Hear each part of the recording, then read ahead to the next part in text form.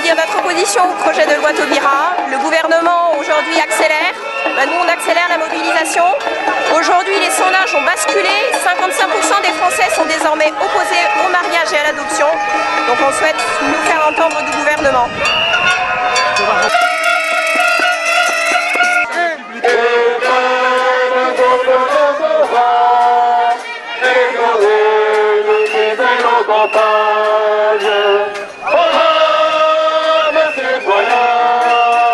Si je suis là ce soir pour manifester, en fait, c'est pour dénoncer le détournement par exemple du mot égalité.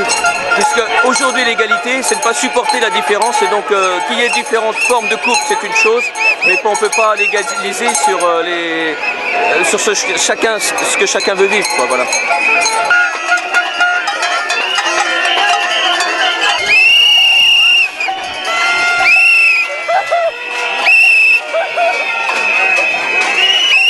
On est tombé totalement par hasard sur ce rassemblement qu'on trouve vraiment extrêmement ridicule parce qu'ils sont en train de se battre pour refuser des droits à des couples qui s'aiment, ils sont en train d'essayer de développer un espèce de sentiment de discrimination et d'augmenter la différence qui existe dans notre société en essayant de créer un énorme creux entre les couples homosexuels et les couples hétérosexuels.